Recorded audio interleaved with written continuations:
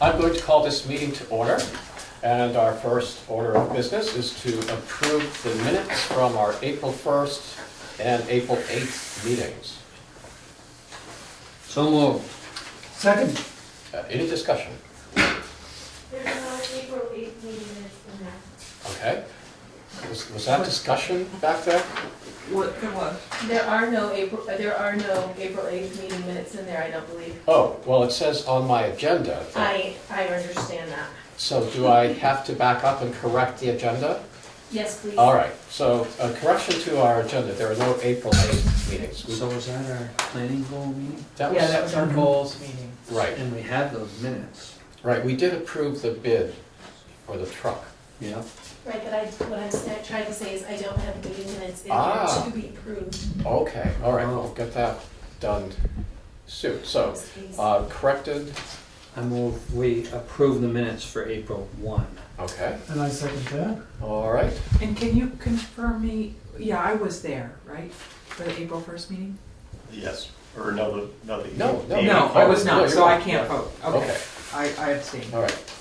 All right, when all it comes those to the vote. in favor? Aye. Aye. All right, I abstained.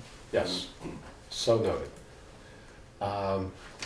All right, and we'll get those, for the minutes of April 8th, all we need are the time we called the meeting to order, who was there, and that we Approve the bid. approved.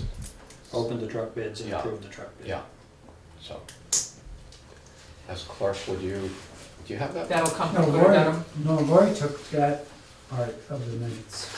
Right, she was here for that. And so, I was now, here for that, but now it comes, so is that why you're not sitting up here with us? no, I was leaving that spot for Carolyn. All right, okay, so this is all under control.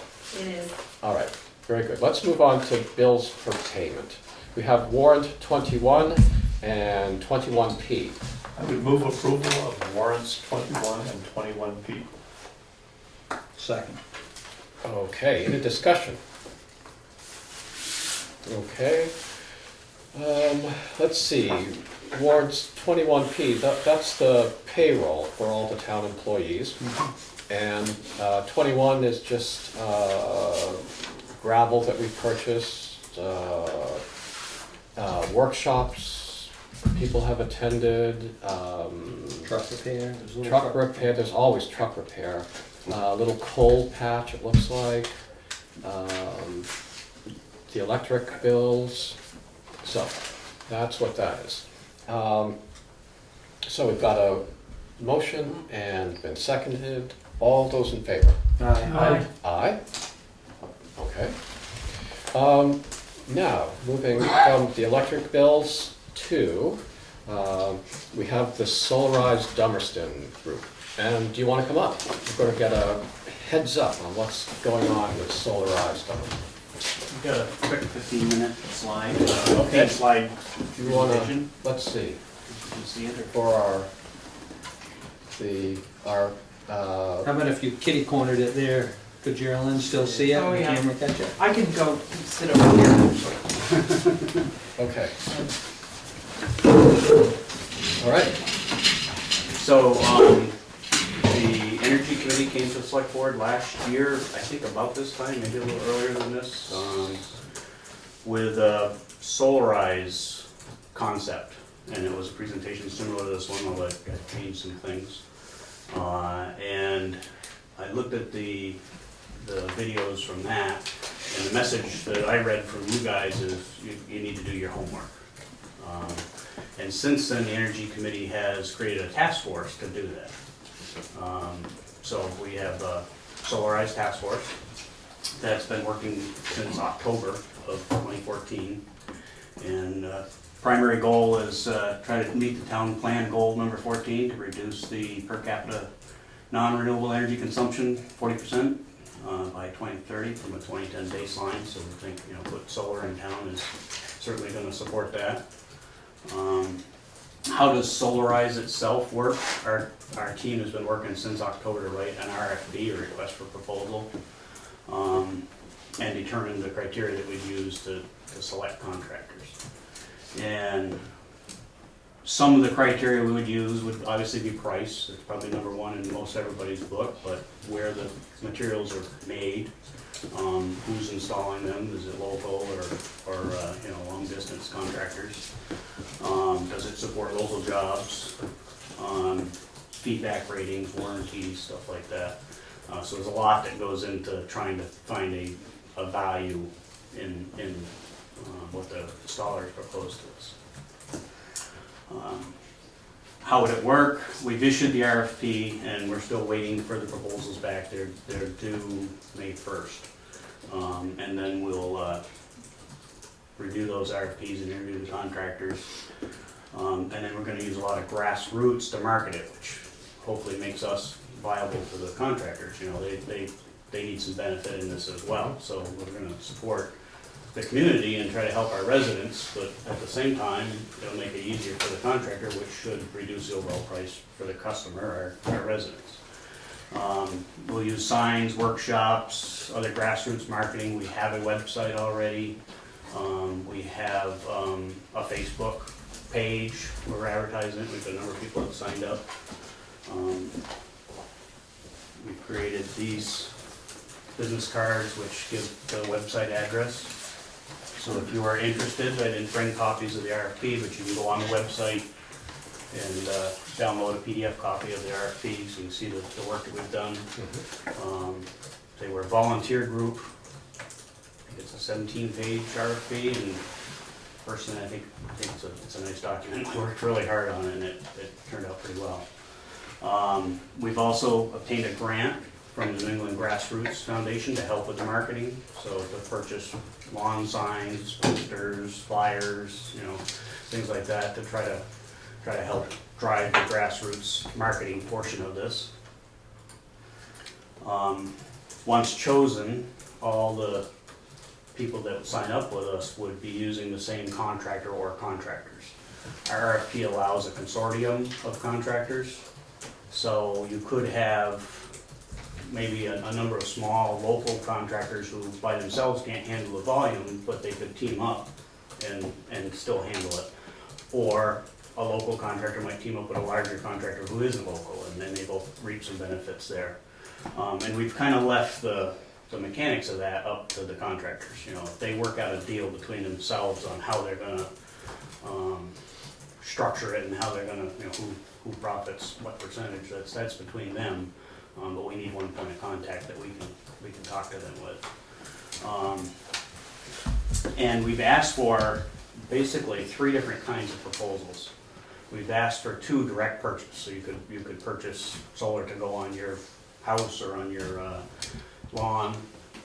That's direct purchase, on your property. We've asked for 2 different types.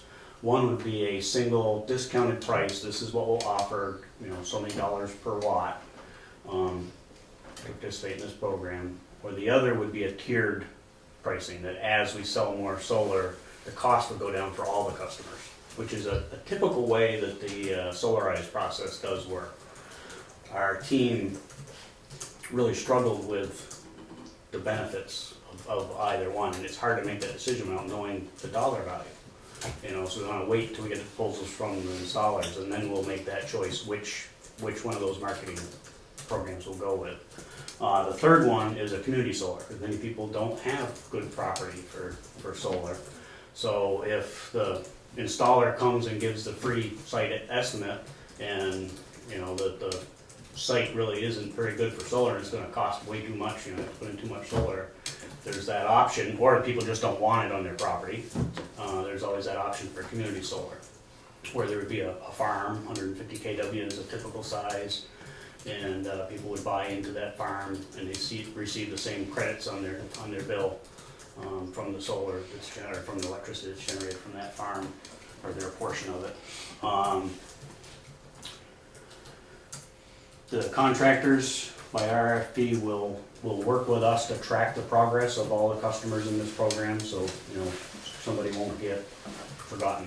We'll be weekly meeting with the contractor and making sure that they're contacting people and that they're getting their proposals out there and things are moving along. As the installation begins, the word of mouth advertising should generate, more interest in the program, especially if you get the tiered marketing, because you can imagine if you signed in tier 1, you're going to want your neighbor to sign on so that maybe you can get to tier 2 or tier 3 and save you money. So that's one of the benefits of the tiered approach. And the big thing with Solarize is always a predetermined deadline. So be it towards the end of the summer, around September, people have to sign up by then, or else they'll have to go shop for solar on their own. But to be in this program, they have to sign up by the deadline. I'm sorry, would you explain the tier to me again? Yes, I think it's my next slide. Okay. Yeah, this is what the tiered pricing would be. So if we sold, for example, these numbers are fictitious from what I found on the internet of different Solarize programs. The proposals that we get may be different, up, down, whatever, but they're maybe different KW values and different dollar values. But the example here, tier 1, if we sold 25 KW of solar across the town, or the installer sold that much, they would offer a price of $375. But if you could sell 50 KW, it would be $365 per watt. And as the amount of solar sold within town in this program goes up, the price comes down.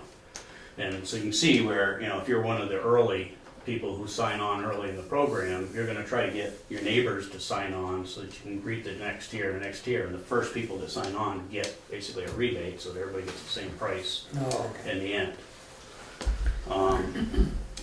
We had some feedback from neighboring community that did a Solarize program, and they felt that the tiered pricing might have been a reason why nobody signed, or very few people signed up, because everybody was on the fence waiting to see what tier it went to, and deadline came and went.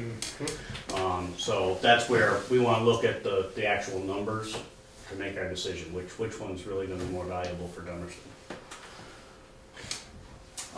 What's the incentives that exist? There's still a 30% income tax credit, 30% the cost of the system. You can deduct from your income taxes as a credit, and you can carry it if you don't have enough income in 1 year. You can carry it over several years to use that, and that is available until 2016. So it's real crucial now, because that big incentive goes away. In fact, there was another incentive of 25 cents per watt with the state of Vermont that ended in December. So, in fact, at our first meeting, we discussed, are we going to try to rush this thing and get it by the end of December? And we decided, no, we'd rather do a quality job.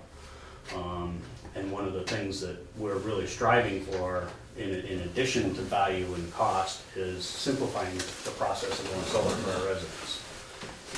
Try to eliminate all the clutter and the extra choices, and give them something that's pretty easy to decide on. Components for solar systems are tax-free in Vermont, so that's another incentive. For every megawatt of electricity generated, there's a thing called a REC. We talked about that before when we looked at the Green Lantern, if you remember that. And so for every megawatt, you get a REC.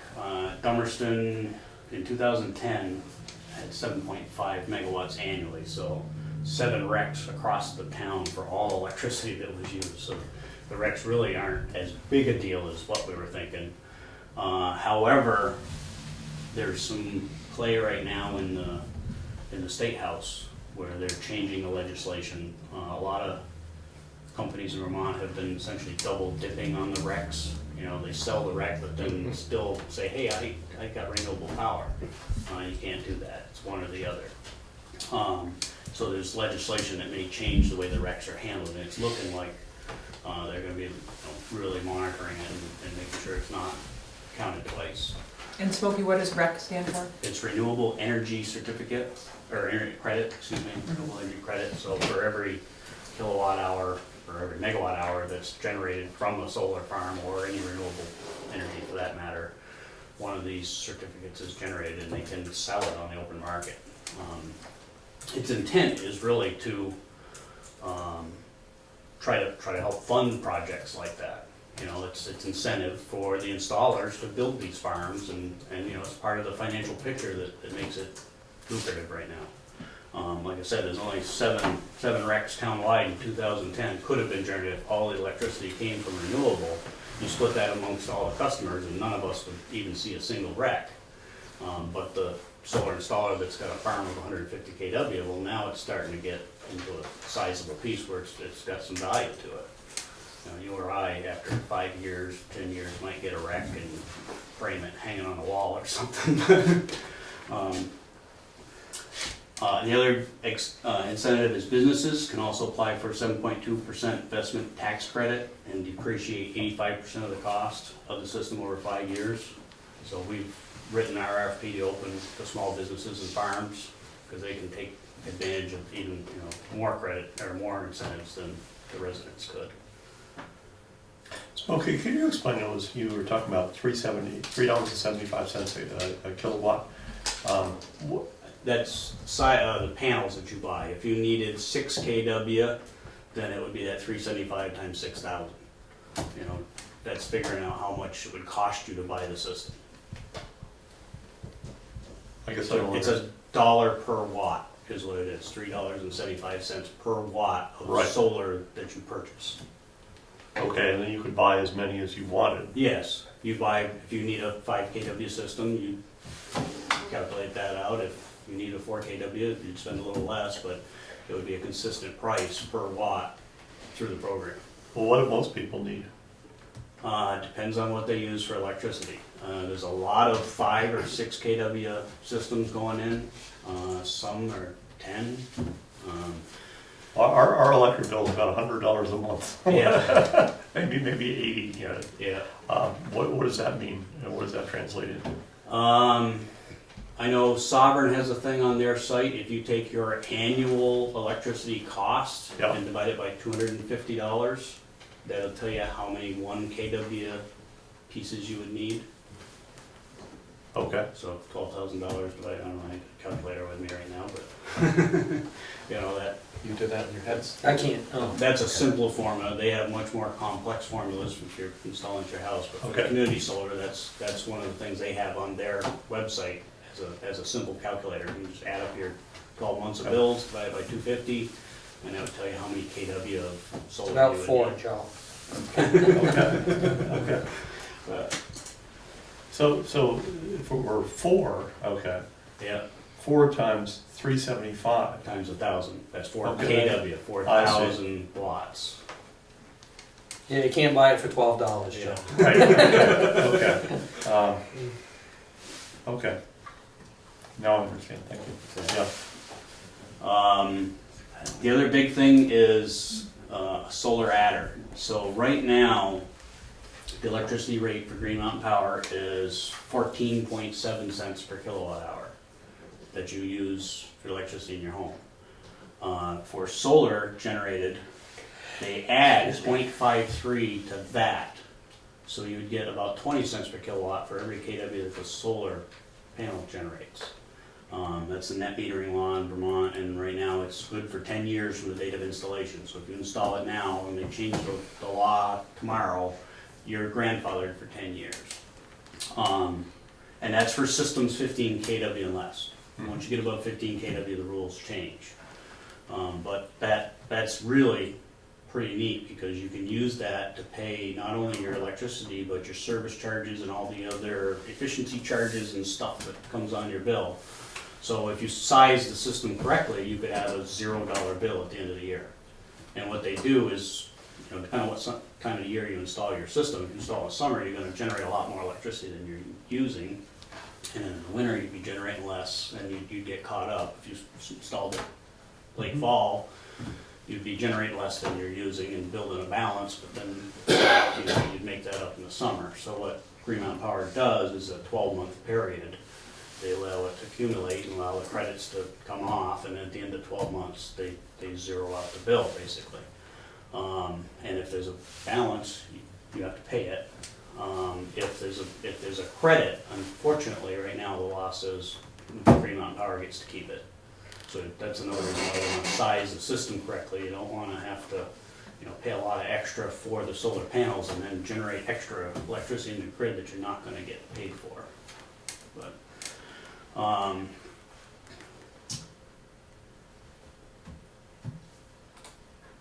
so why would someone wanna do this program? Obviously to support renewable power, it's a great thing to do. If you've spent the extra money putting batteries, you could have some resilience there if the power goes out, but otherwise, if it's just grid connected, most inverters won't operate without batteries, so when the grid goes down, your solar panels aren't doing anything. They do have some modern inverters now that can offer limited electricity without batteries. They're more money, it's an option.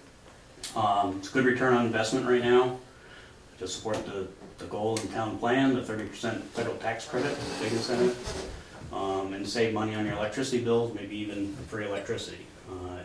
If you had to finance it for a period of 10 or 15 years, the solar panels are going to last 30. So you're going to have it paid off, and you're still going to be receiving the benefit of those solar panels. Most of them are warranted for 30 years, they may last longer. What's the timeline for a typical Solarize program? Here's the timeline that the government actually has a document, Solarize handbook, that we're going by to design our program. And this is the timelines that they spell out. So first 1 to 3 months, you form a steering committee and issue an RFP. So we're a little behind that. We started in October. We issued our RFP April 9th. Select a contractor would be the next step, which would be around May 29th. If we can speed that up, we will. We've got, that's when we've estimated everything's gonna be done. It's gonna be, the proposals have to be back to us by May 1st.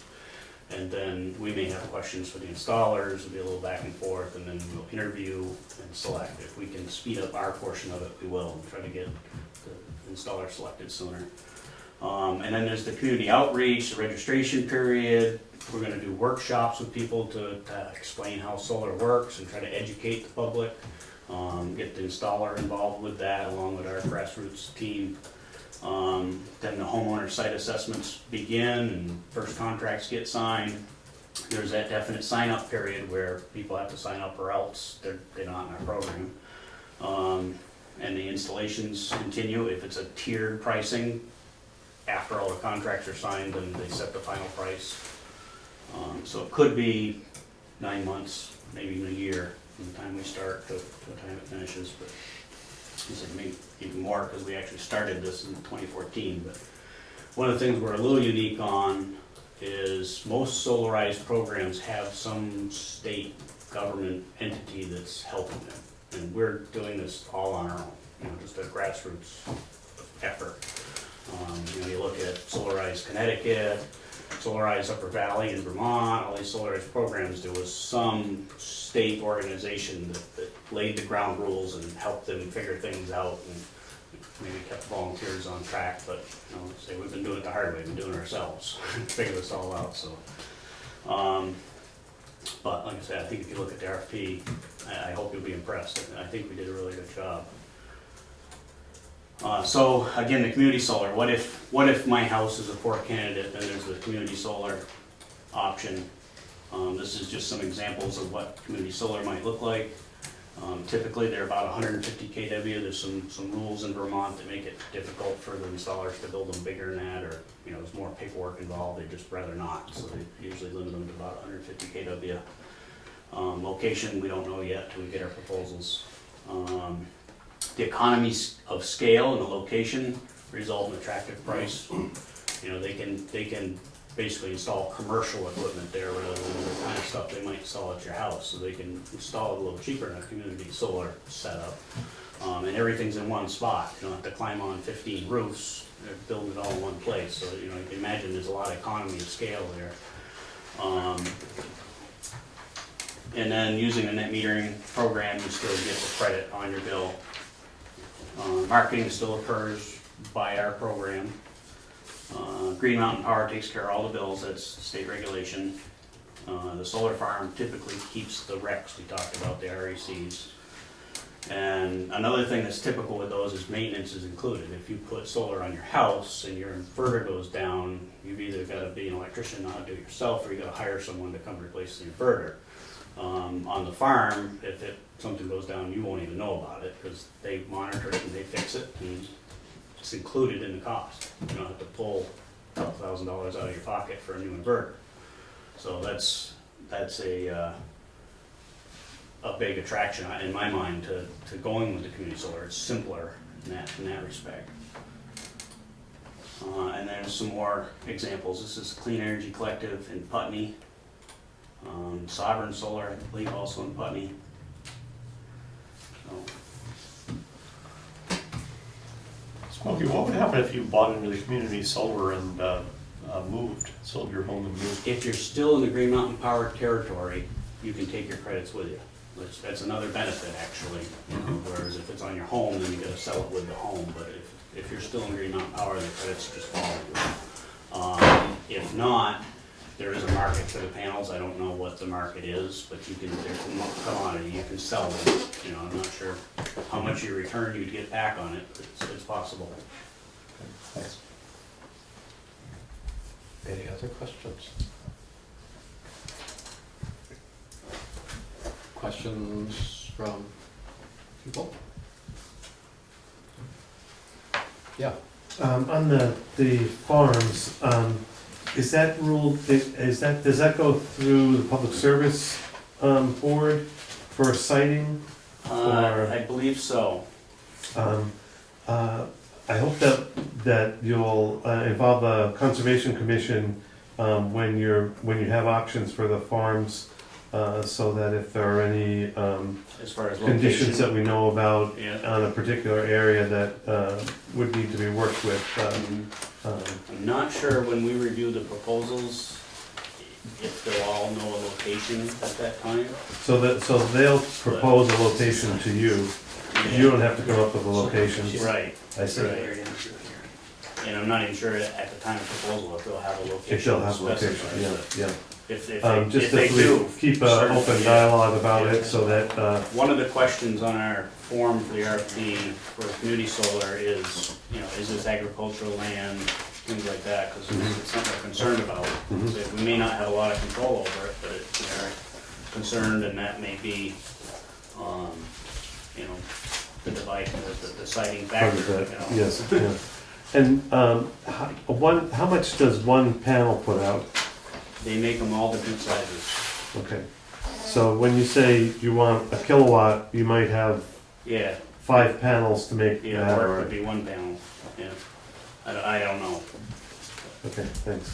So Smokey, if you had to guess, what would you say would be the number of people that will have signed up by September? And I only ask that just for the select board to have a sense of what kind of activity is this gonna produce in Dummerston, so that the select board can have a sense of, like, what impact is this gonna Strictly a have? guess. I'd be happy to see 25 people signed up. But I Okay, don't know. but we're I'd just be trying, just ecstatic for if we found scale, 50. just for scale, yeah. And then how many contracts come out of that, I don't know. The Mhm. scholar's gonna have to go to those people's homes and give them a proposal, and they make their own decision at that point if they want to do it or not. But But basically, you're doing the homework for people, so Yeah. that they don't have to do all this research. So we trying to could make it a lot simpler for them. see between 10 and 25 Yeah. people engaging in As of today, either. we got 9 people signed up on our website. Really? Yeah. Wow. So they're interested, they want the free site assessment, and where it goes from there. Yeah. And a 150 kW community system, how much land would that require?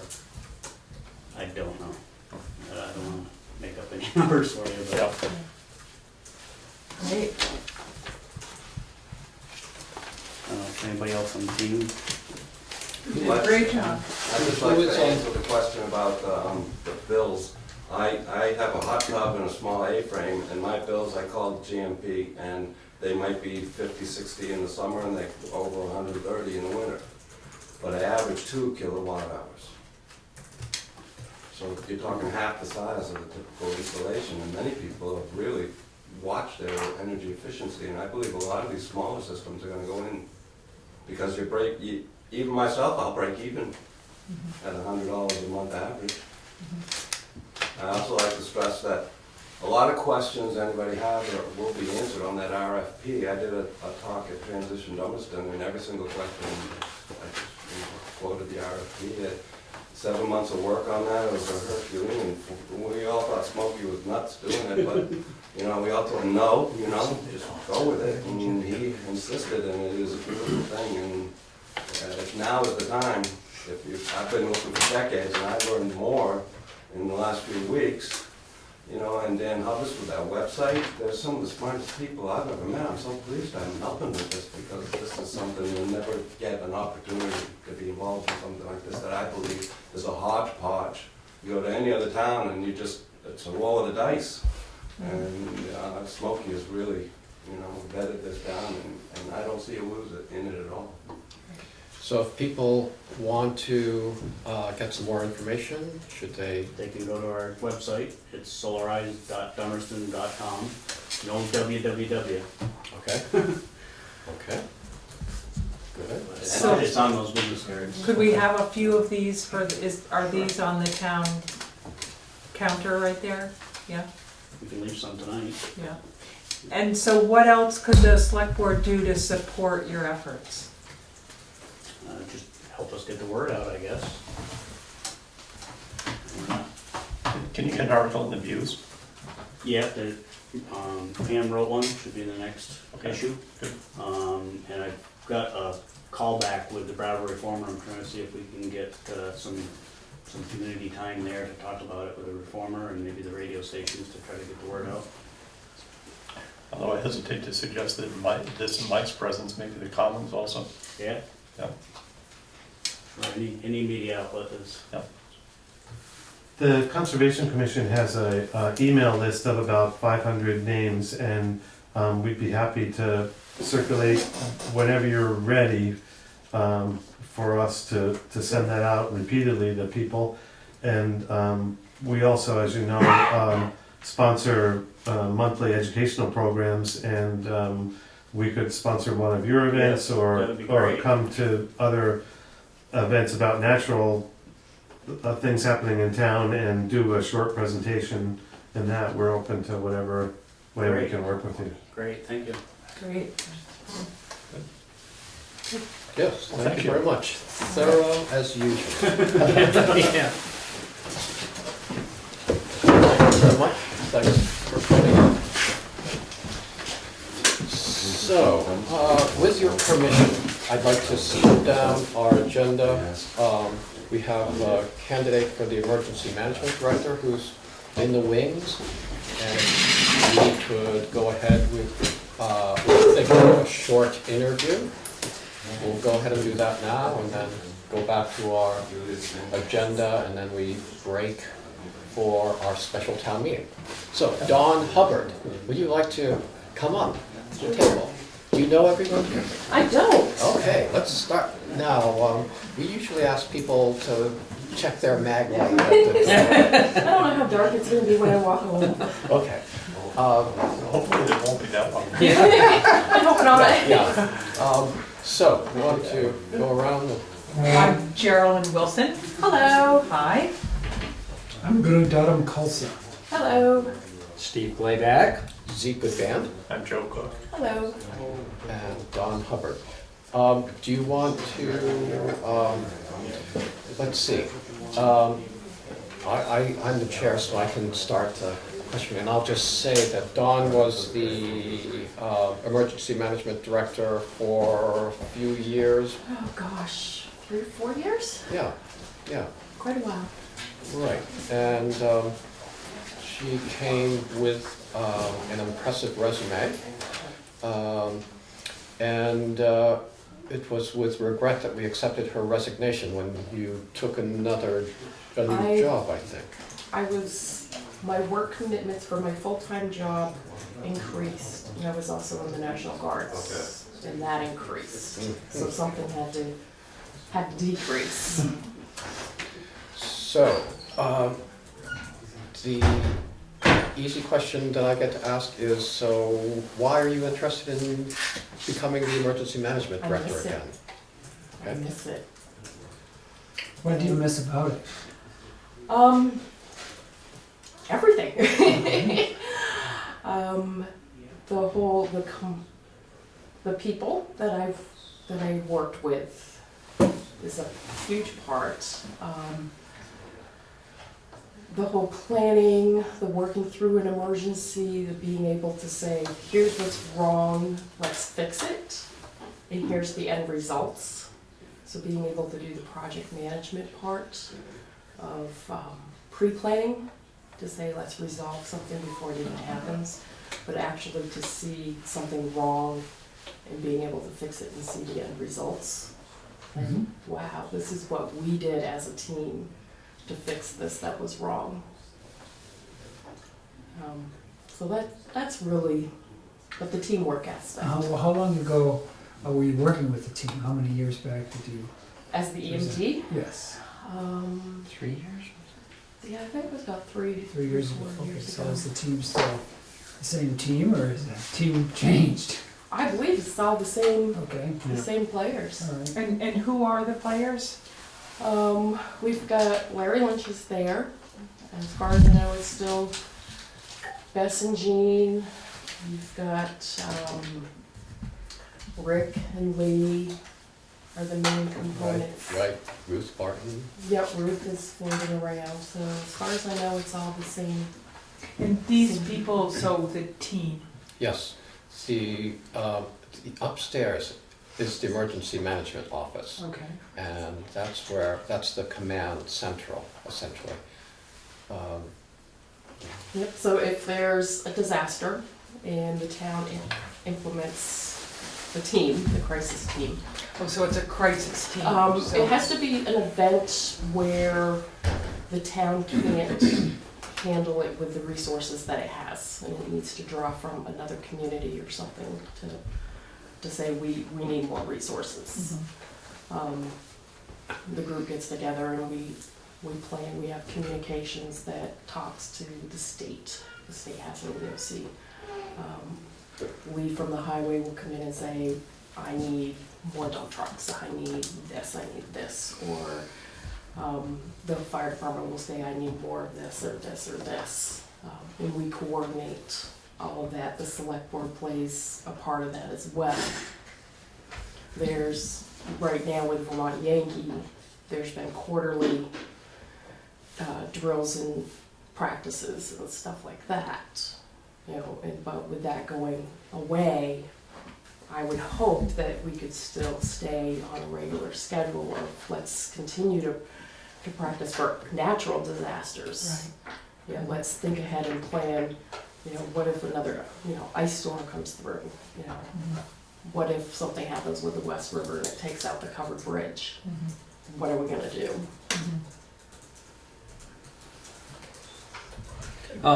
Quick thought I had, I know Larry has been involved for years and we want to keep Larry involved, and did you work well with Larry, and would you be able to continue to work well with Larry? As far as I know, I worked well with Larry. Yeah, which you did, yeah. Yeah, if there was a problem, I didn't know about it. I plan on drawing from him.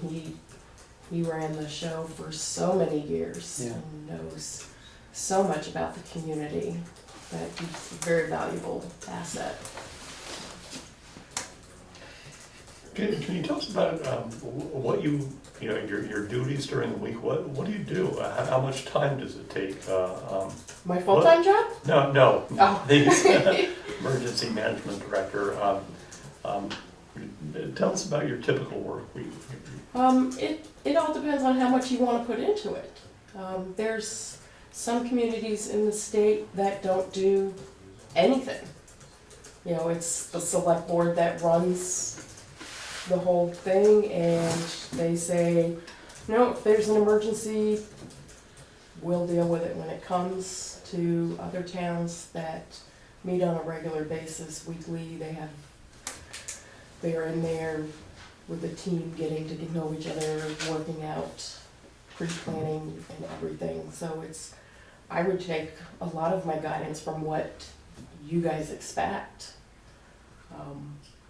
I would have to read the plans that are in place that have changed since I was here before to see where everything's at now, to really judge where I think we should be and go from there. My understanding is the funding has been coming from Vermont Yankee in the past, and that stops, next year? Yes, we have Yeah. that up just a little over a year. Right. What do you think will happen at that point with the position? It becomes a volunteer position, which is pretty much most of the state, from my understanding. If you were, if we hired you for this position, would you consider continuing on a volunteer basis?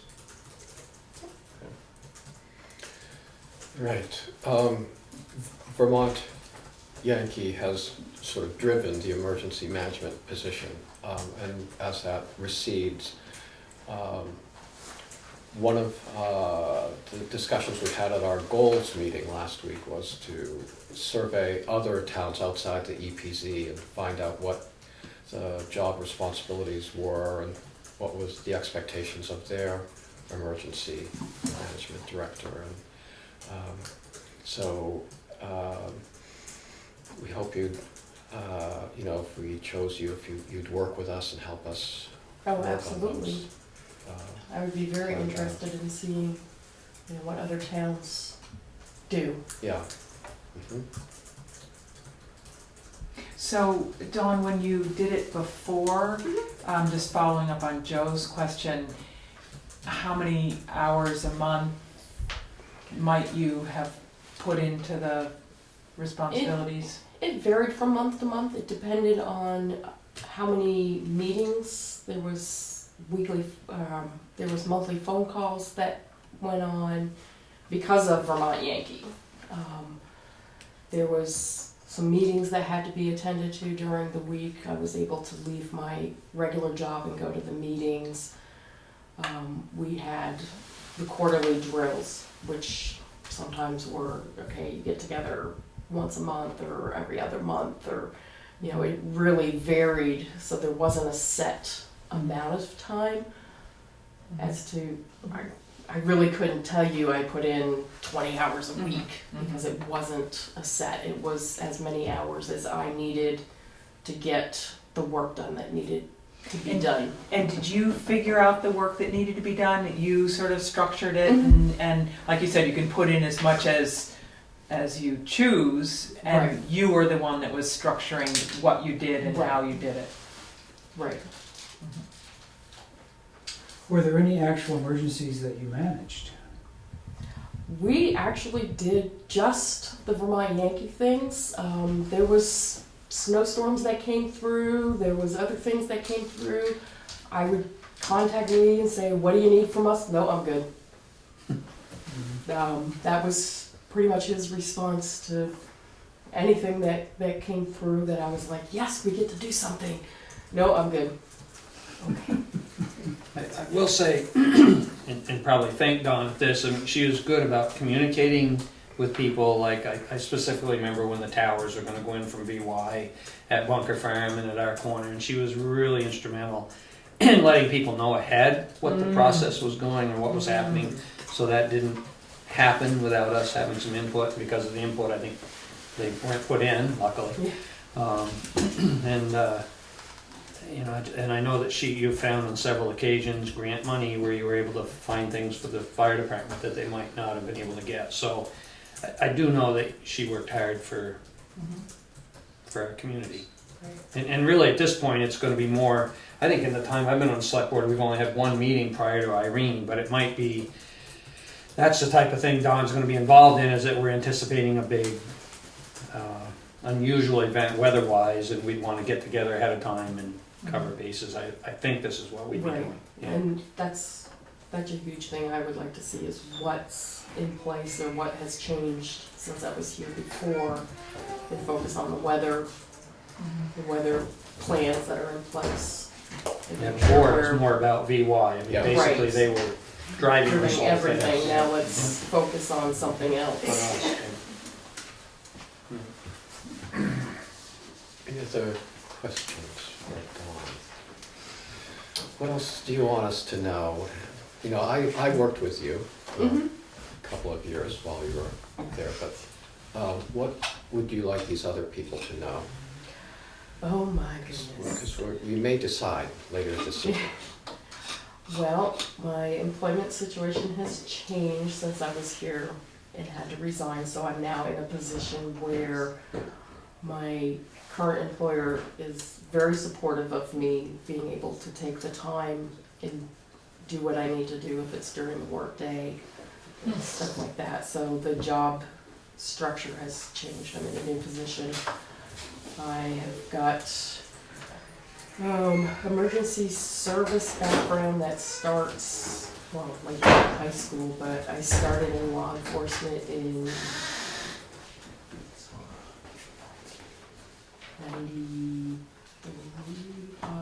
95, around there, 95, 97. I have done emergency operations plans at my previous employer, started their EOC. A lot of it was based on what I learned through here. Wow. Yeah, I've gone through tons of courses through FEMA.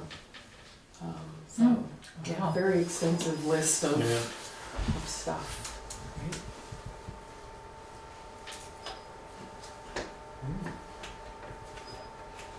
I'm sad. Thank Maybe you. she didn't need her flashlight. I didn't need my after all. flashlight. Yes.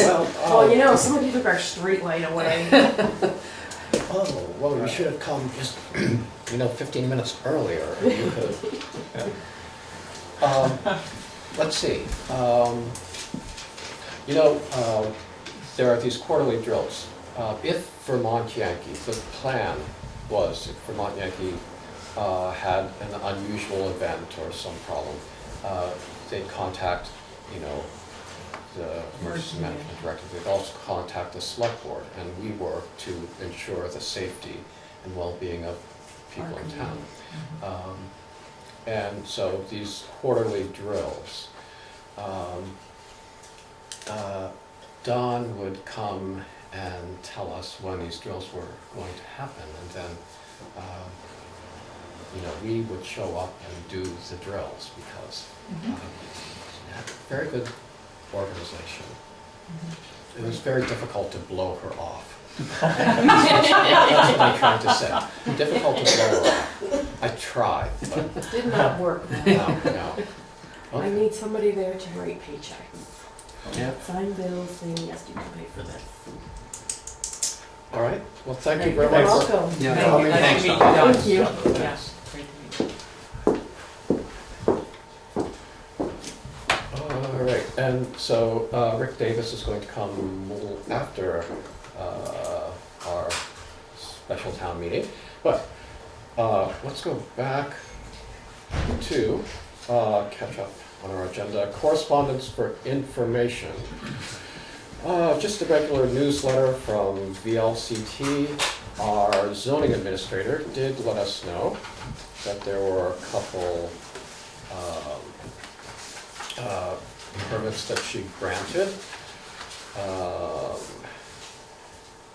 Let's see, I guess the Waterman New England Steak on Route 5 has, I guess, been sold, and there's a permit for someone interested in, they're going to store and repair solar panels in that property now. So that's the news from our zoning administrator. I should just say the closing has not taken place yet, Okay, yes, but that is the plan. okay, plan. Our treasurer has given us the revenue report. We're looking good, pretty much? Okay, And the expenditure report and balance sheets are in there as well. yeah. So that's good to go through. The LCT news, as I said, a reminder for local emergency operations plan. We have to remember that for a little later. Anything else in the packet for information you want to? Okay. Can I see that once more, please? Packet for information. Yes. Well, see, it says report from Wyndham County Sheriff's Office, so Oh. there was that question about the report, and there was a correction, so Yes, that this was the corrected response. time. When he came, Sheriff Clark came a couple months ago, we found that there was a discrepancy in, we were getting reports that they were only spending a couple of hours in town. And that was due to a software problem they had, and they were actually spending, More time. yeah, yeah. So he updated us with correct data. Yes, Okay. yes. Good. So, That's what I thought that was. yeah, so it, I'd say things are rosy between the town and the select board right now, as far The as. sheriff's department and the select board. Right, what did I say? The town and the select board. Well, I hope that. I hope that's true too, yeah. We'll find out later, once we get to the fan mail. So, any other things in that portion? Under correspondence for discussion, you saw there's a letter from Kelly Carlin from the Landmark Trust, and she's just giving a little detail about essentially the catering requests that are further down in our agendas.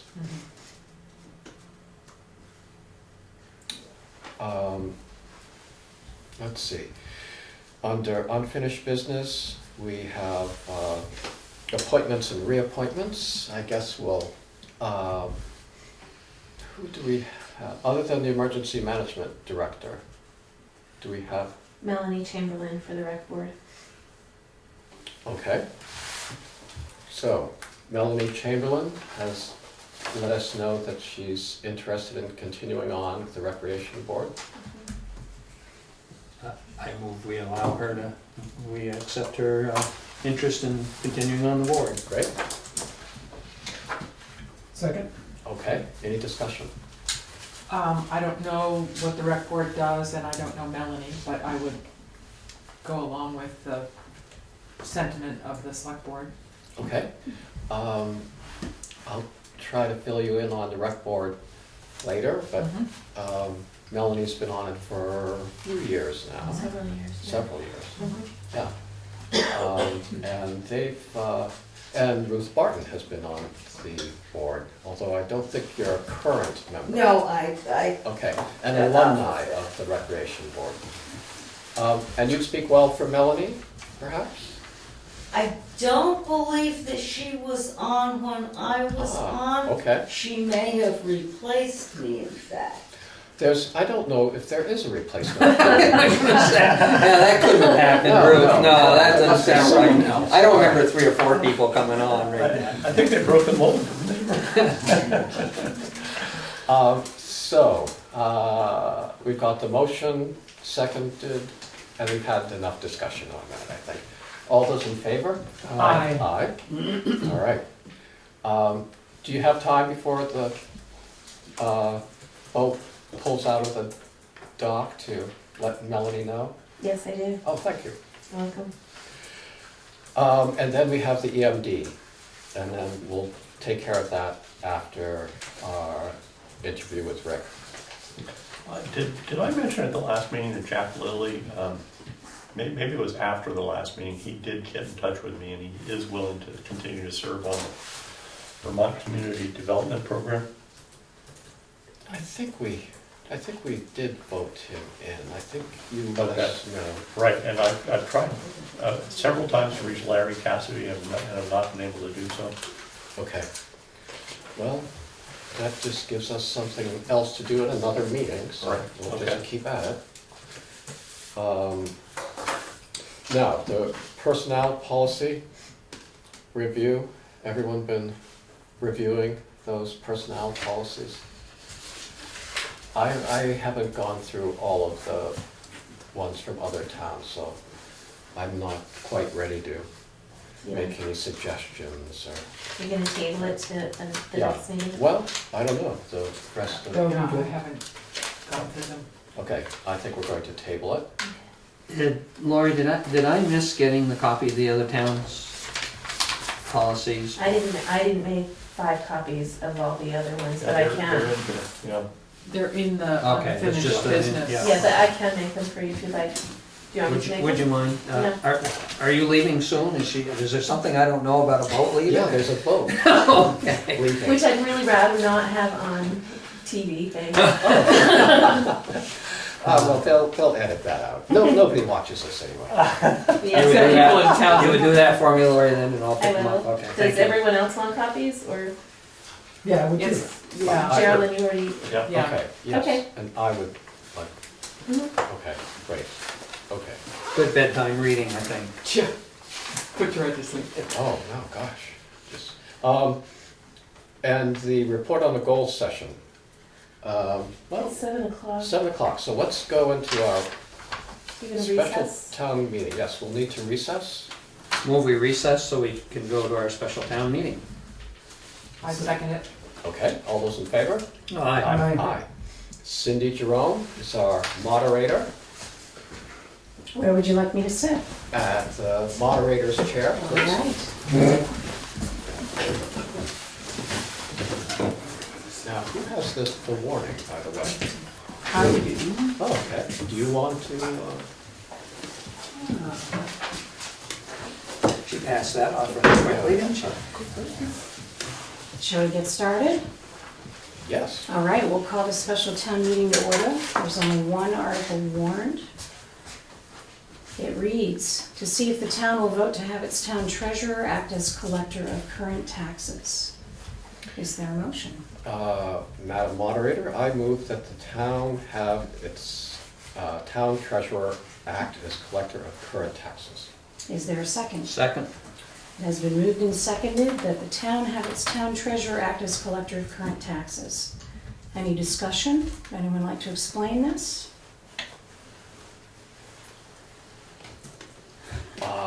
I'll explain it. The legislature last year decided that the town or town meetings should elect the town treasurer to act as the collector of current taxes. In the past, they've authorized the select board to appoint a collector of current taxes. But they've just changed this around, so it's by direct vote of the town. And it's to my knowledge, we just need to do this once. That's correct. And should this motion be voted down, then our constable becomes the collector of current taxes. I bet the constable would love. Well, Jack Any Byrne. questions, further discussion? Okay, it's been moved and seconded that the town have its town treasurer act as collector of current taxes. All in favor signify by saying aye. Aye. Any opposed, nay. The motion appears to carry, the motion does carry. Our treasurer is our collector of current taxes. Congratulations, Lori. Thank you. I'll I entertain a was motion tempted to ask for a paper ballot.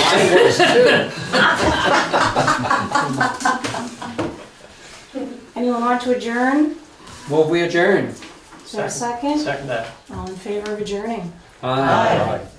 Thank you. Thank you very much. Thank Yeah, you, Cindy. Geez, that crowd is overwhelming. Ruth, you came all the way up here for that? No.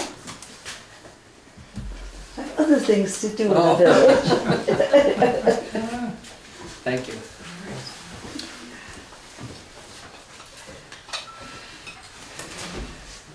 All right, well, I guess we will reconvene as the select board. I move that we reconvene as the select board. Second.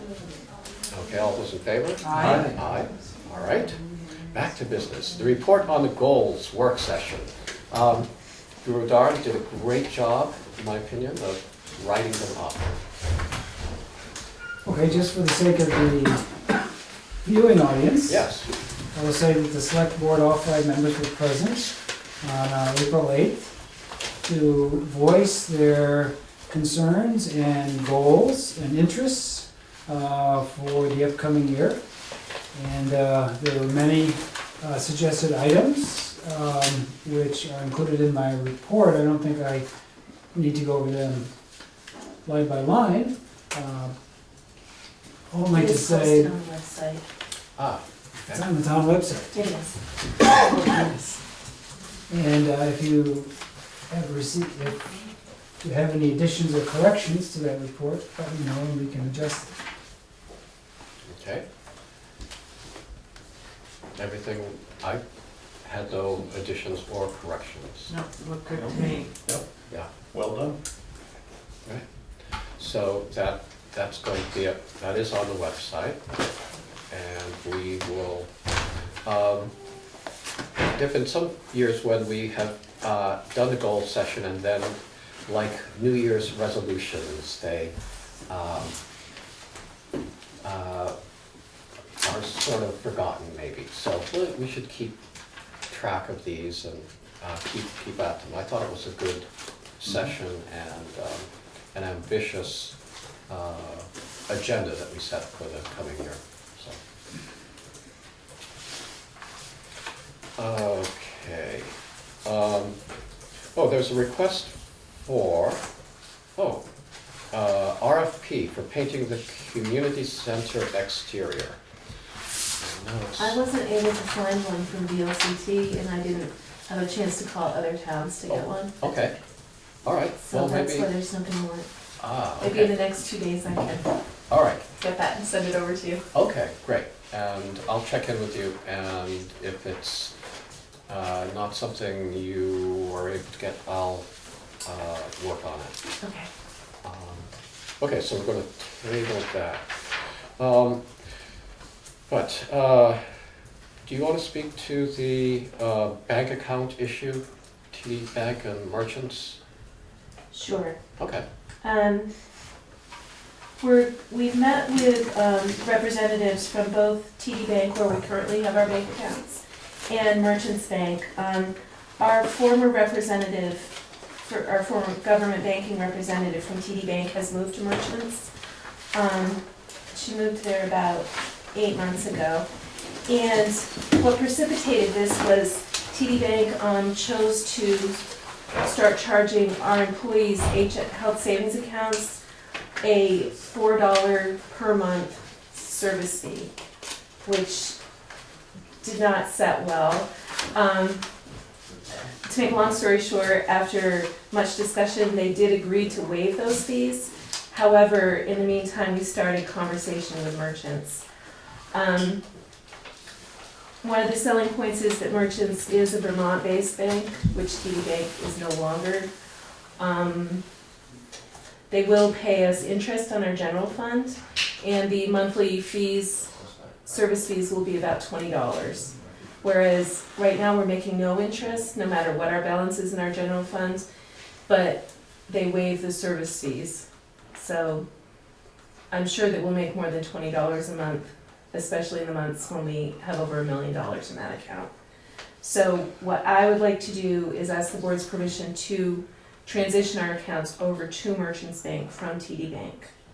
And in the packet, you saw the time frame that she had proposed. I think it will be a good fit. Zeke was was at those presentations as well. right. I was here for the TD Bank and the merchants. And I was impressed with the merchants. Let's see. Also the school, there was a question about, I had a question about the school budget, but would be a decision by those I think it will be made, supervisory yeah. union. But then I found out that they had moved right, their account to Mhm. merchants also, right, already, so I suspect they would be okay with but they would this. approve us when we Yeah. get, yeah. Yeah. So in the interest of having discussion, then I'll make a motion that we move our accounts from TD Bank to Merchants Bank. I'll second that. Okay, And I think the reasons are cogent, the economic reasons, and I would support the motion. okay. Any other discussion? I support the motion also, but I'm curious, Lori, the HSA accounts, do they have to be with the same bank? I mean, there are a lot of providers of HSA accounts, but does that have to fall under the umbrella of the banking relationship? Do you know? It makes life a lot easier if you have all your accounts or the majority of your accounts at one bank. I mean, we could move just our HSA accounts and open a checking account with merchants because they have no fees and keep everything else at TD Bank, but I think if we're gonna make a transition, it makes sense to do it at one time. And Merchants Bank does have HSA accounts. Yes. Mhm. With no fees. Right. Oh, you mentioned interest. Do you have any guess what the interest rate is? It's in that proposal, I think it's It'd be 0.2%, Okay. What? 0.2%. Yeah. So Zeke, you were talking about, you were in on the meetings with the two banks, and then Right. I interrupted you to make a motion so we could have a discussion. Discussion, but- right, So right. I'd like the rest of your thoughts on your, I'm inclined to go with merchants. In part, our treasurer thinks so, but I thought it would be a better deal for the town. That interest on the general fund accounts, you know, it's, you know, at budget time, we're looking for every dime we can get. I am inclined to go with an account that will provide some interest and revenue for us. and you think, Lori, that they'll work with you a little closer than maybe than what's gone on before? Or? Well, my experience with Wanda, Yeah. when she was at TD Bank, she's Yeah. amazing. Okay. And, I mean, I can't say enough good things about the local folks at TD Bank. They've been great to work with as well, but I think it's their corporate, their corporate philosophy has changed a great deal in the past few years. Okay, so any other discussion, any other questions? Okay, we've got a motion and, did we get a second? Yep, on yeah, that? good, All right, second. to move the accounts to merchants. All those in favor? Aye. Aye. Opposed? And- all right, we've moved, authorized Lori to move the accounts to merchants. We'll need to notify TD Bank. Should you do a motion to authorize you to sign a letter? Because we should probably do it in writing, notifying them of that. Yeah, so probably wouldn't just do it over the phone, would they? Yeah, no. Okay. That Zeke sends, that the select board authorizes Zeke to send a letter to TD Bank explaining our position and our change of banking. Second. Okay, any discussion? All those in favor? Aye. All right, Thank you. Yeah. Zeke, do you want to draft that, or would you like me to draft? that's one I think you could draft, and Okay, I'll come in and sign it if you like. great, thank you. We have a trailer park license renewal from Amy Wall and the Housing Foundation. And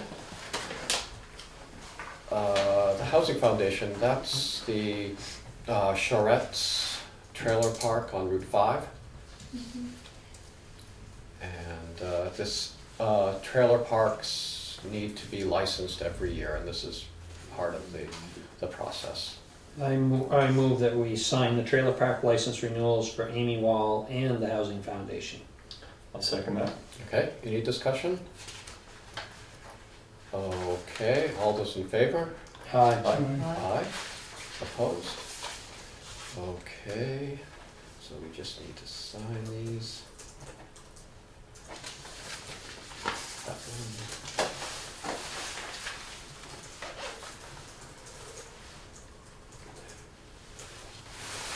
And then, let's see. Catering licenses for events taking place at the Scott Farm. That's not where I get my income from the Scott Farm, but because just the appearance of conflict, I think I'll recuse myself.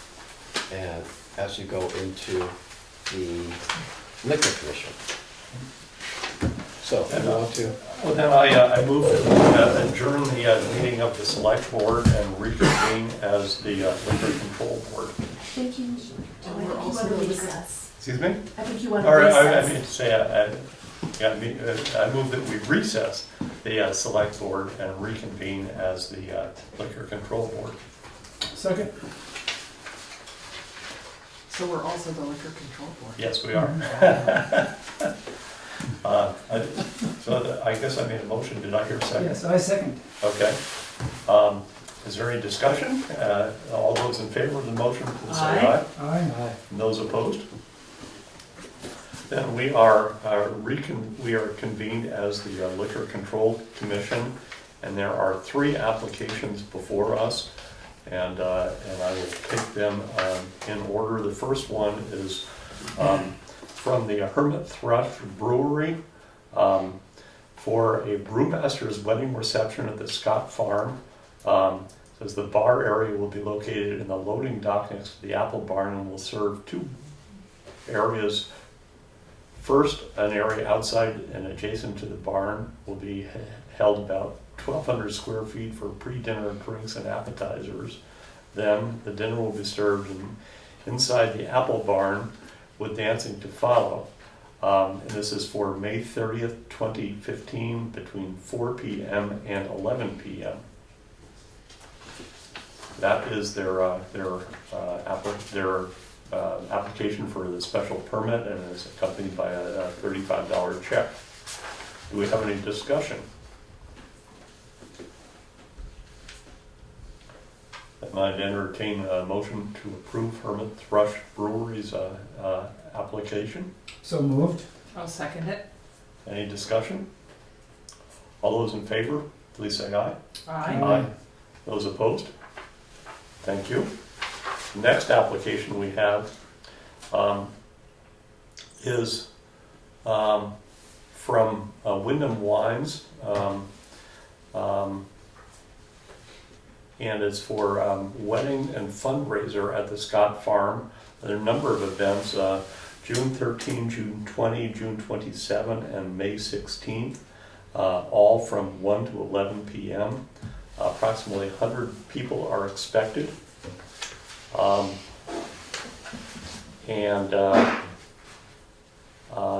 That's all it says on the application.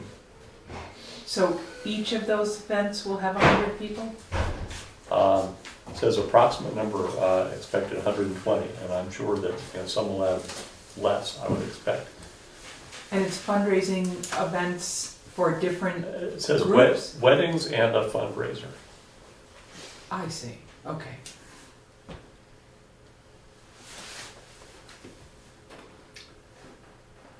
Well, I move that we also approve that permit.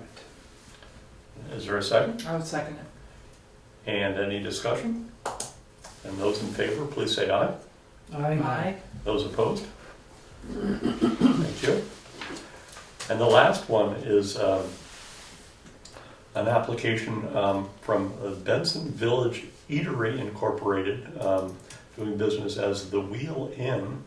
And they are from Benson, and they propose to host a wedding at the Scott Farm August 22nd from 3 p.m. to 12 midnight.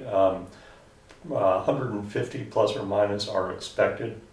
Now, my understanding is that events at the Scott Farm, I think I read this elsewhere, liquor stops being served at 10 and things wind down by 10:30. I think I read that. It was I in thought it Kelly's was letter. 11 That was- o'clock, wasn't it? What? Or did Kelly's letter say? Kelly's letter, I think. Okay. Because, Correspondence. What, they're at 250 per minute, right? I was thinking that said they had to be done by 11. But they had to stop serving at 11. Okay. That was my Thank you. understanding. Yeah, okay.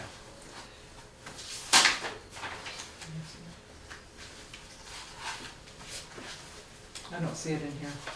And correspondence for discussion. Correspondence for information. The yellow one? No, unfinished business. Joe, you got it? Oh, yeah, that's where it is. Okay, this is,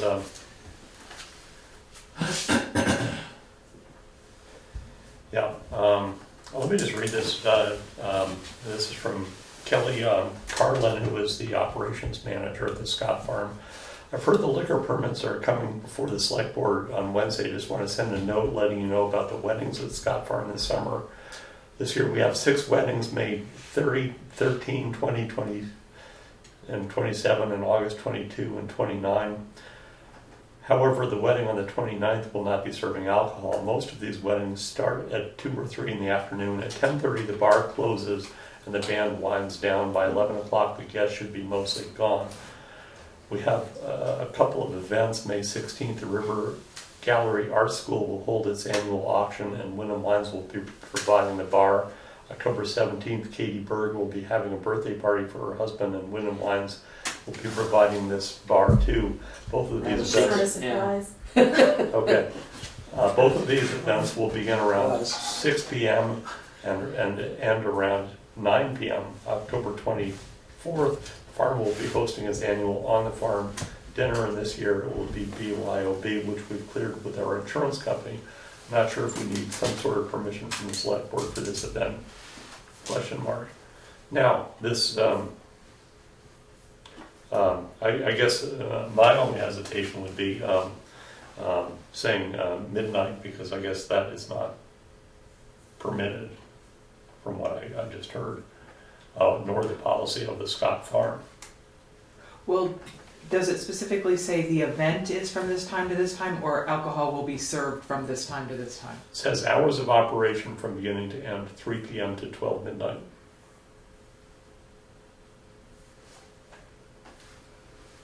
Well, I move that we approve the permit with the exception to the hours, which will end at 11 p.m. Well, the event can go on later, right? Yeah, I think that, as the liquor commission, I guess I would suggest that we say that no alcohol is served after 10:30. Okay? I think it's 11, isn't it, that their permit allows for? Yeah, it is. Maybe we could just go to them if you amended it to say that they follow their Act 250 permit. Maybe it would be the easiest way to resolve it, since we don't have the permit right here to. All right, I will amend my motion to that effect. I think that would cover us, Lori, right, if, for the 11 o'clock and. I think so, Right, yeah. Thank you. Thanks, Scooter. Okay. I'll second that. Any further discussion? And all those in favor, please say aye. Aye. And those opposed? Thank you. Then I guess I would entertain another motion that we recess the meeting of the Liquor Commission and then reconvene as the Select Board. So moved. Okay, any discussion? I'll second that. Well, motion is second. Any discussion? All those in favor, please say aye. Aye. Aye. Thank you. And those opposed? All right. Okay. I left those with you. Okay. All right. Let's see. Rick Davis. Front and center. Yeah. So, Rick Davis is our emergency management director, and he's interested in staying the emergency management director. Do you know everyone here? I'm Geraldine Hi, Wilson. Geraldine. Nice to meet you, Rick. Nice to meet you. We met last year at the Yeah. same Okay. time. Okay. Yeah. Okay, so you know everyone else? Mhm. Okay. Just one housekeeping. The local emergency operations plan, Mhm. have you sent that in yet? No, I have until May 1st to have that in. Okay. You just let us know when it goes in, please. Sure. Yeah, well, I've got to give you a copy of the changes. Great. And I think the only change is going to be you the select person. Okay. It'll be the same report that you handed in last year, is that what Yes. you're saying? Yeah. I see. Yeah. Okay, great, good. Okay, then on with the interview. So So, let's see, with the change with Vermont Yankee, how do you see the emergency management director position changing for Dummerston? I don't know if there'll be a whole lot of changing.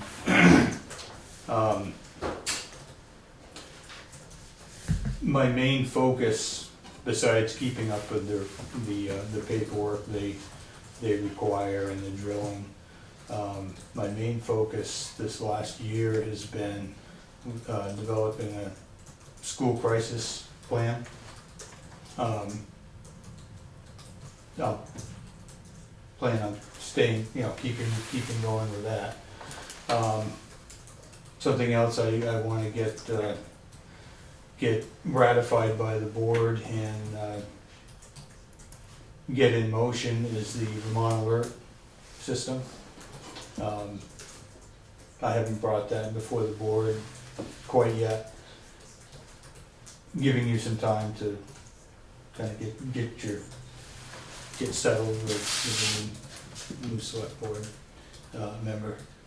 But that'll be coming up. That needs to be, I'll have somebody come and explain it to you, and you need to ratify it before we can start to put that, train anyone to use that and get that up and running.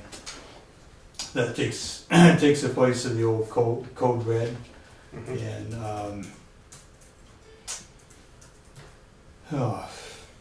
the rents system that's no longer being used. It's all Vermont Alert. Do everyone know what that is? That's a system where people can, anyone who's signed up to receive Vermont Alert notifications can log on to a website, and they can put their email address, their home phone, their cell phone, their video game console, any way they want to be notified of any developments or emergencies, whether they're weather related, locally. It can pinpoint certain areas of town, say if there's a road closure on the Quarry Road. We can put a notification out from here, the town office, that would notify anybody who signed up and uses the Quarry Road, and tell them the road's closed, alternate route. If there's any type of town news, it can be put out through Vermont Alert. Anybody who's signed up will get it that way. New York's been using it for quite a long time. It's hugely successful in New York. Vermont finally went through the legal agreements to use it in Vermont. Something I strongly recommend the town to the select board to ratify and the town to get on board with. Eric, I'm sure you know this is, your position has been funded by Vermont Yankee for, I guess, it's quite some time now, and that's coming to an end. What do you see happening with the position after, was it July next year? June of next year. Last year, Larry and I were both called and asked if we would stay on, and we both said we would. Obviously, it'll be unpaid at that point, which is fine.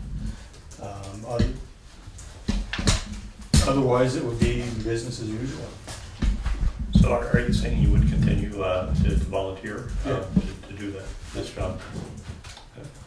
Yeah, and I'm working on talking with other towns outside the EPZ to see how they fund their emergency management, because state law requires each town to have it. We've been pretty fortunate within the EPZ to have the funding from Vermont Yankee.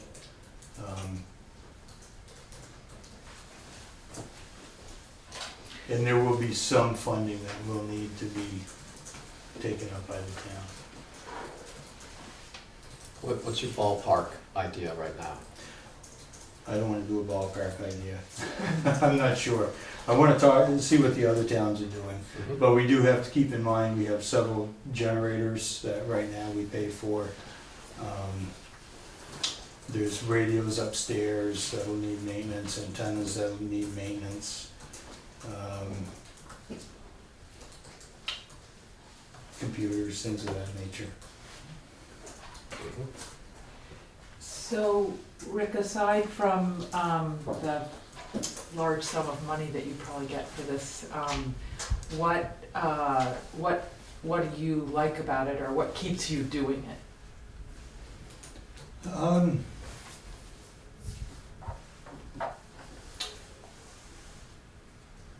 I've been brought up, my family's always been very community oriented. I'm a fourth generation firefighter. My parents and grandparents have always been involved in the town one way or the other. I guess it's just kind of inbred. How much time do you spend on the job? Whew. That's hard to say.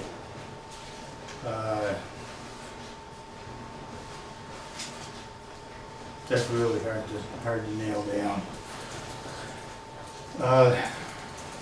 With the Vermont Yankee business, there's quite a few meetings. There's drills that need to be prepared for, implemented. There's discussions with the rest of the team. There are, let's see, once a month meetings with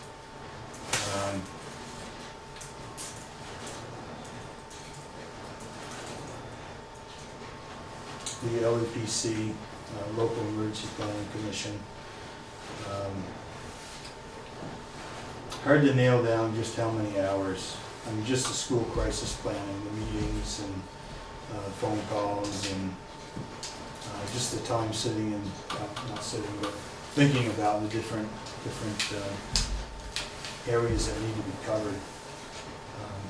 Really hard to nail down a number of hours. It's always kind of in the back of my mind.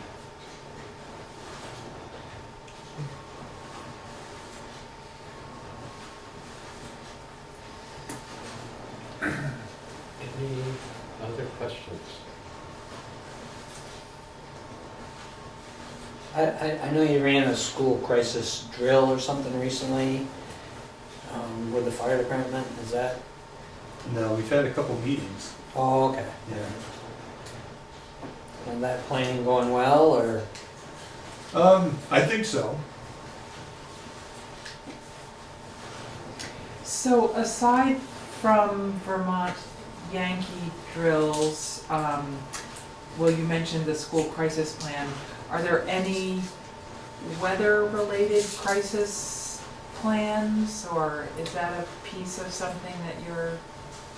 A lot of that is covered with the town's emergency operations plan. When I first took over from Dawn, one of the first things that came through was Hurricane Irene. And we had some meetings on that. Get a hold of the local contractors, get a hold of the fire department, town crew, made sure everybody was as prepared as we could be.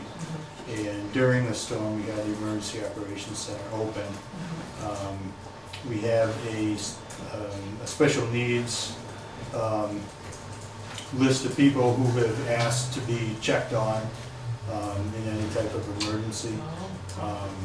So our communication people upstairs would call the people, make sure, see if they needed anything, let them know that, you know, they can call if they need something, and every few hours we'd give them a call to make sure everything was okay.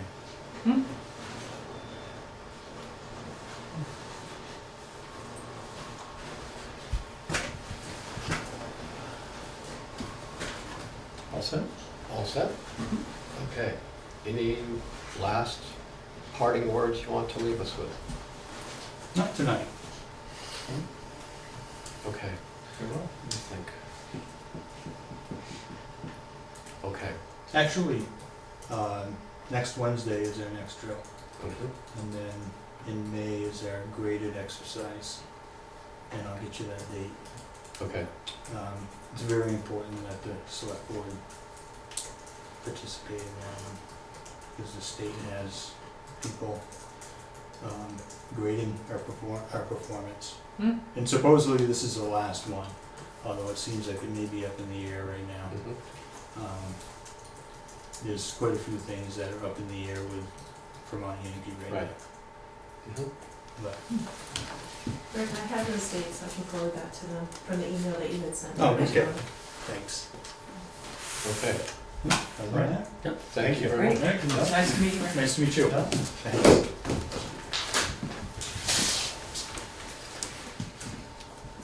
Okay.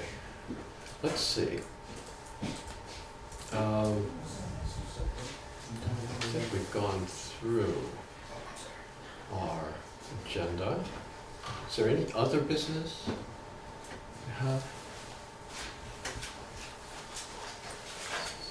Okay, then. So, then it's up to us to choose who we would like to have be our emergency management director. And when does that, what's the timeline for? Usually, it's a one-year appointment, like, you know, all the boards, well, many of the boards and appointments that we make. And so, really, the period is from town meeting to town meeting. Okay. I would make a motion that we appoint Don Hubbard as our emergency management director. I'll second that motion. Okay, let's have some discussion. What are your thoughts about that? She's got the background, she's got a lot of confidence. I like the way she looked us in the eye. You know, I'd like to give her the job. I guess I would speak up for Dawn too. I know that Dawn, when she was here before, hated to leave the position, number one. Number two, I know that she found a fair amount of grant money and found equipment for the fire department. The only grants that we've ever gotten through emergency management are the funds that come from Vermont Yankee. They used to give funding for equipment for the fire department and or the highway department, but 2 years ago they stopped doing that. But before, didn't she get radios and? Through Vermont Yankee, that was the Yeah. program they were offering, the entire EPZ. So, So- right, but she at least found things for us, for our departments, through that program. She did, but they don't offer that program anymore, is what I'm But at the saying. time, she did. Yeah. Anybody, Um, yeah.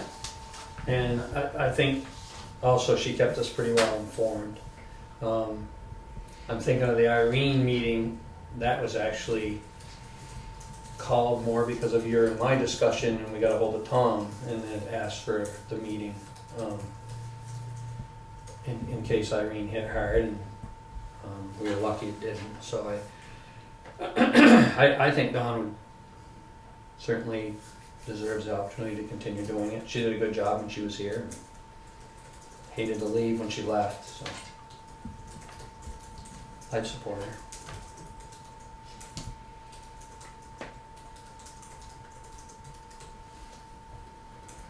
Thanks for clearing that up, Gloria. Just to speak in favor of the motion, she strikes me as having the requisite experience, the motivation, and the communication skills to do the job.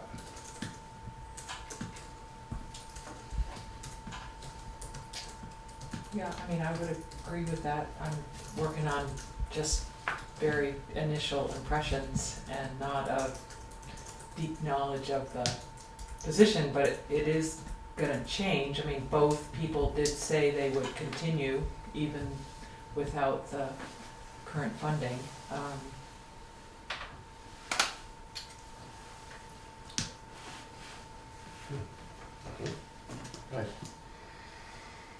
What's your take? Let's see.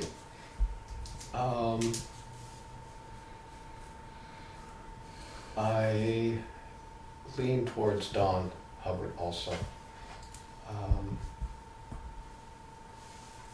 I thought, actually, as I remember her work in the past few years, I thought, you know, I was, you know, just impressed with her work in the past. So I think Rick has done a good job filling in and has, you know, has plans and has served the town well. So it's, but we can only have one emergency management director, so. If there's no more discussion, then I'll call a vote. And the motion is to appoint Dawn Hubbard, our emergency management director. It's been seconded.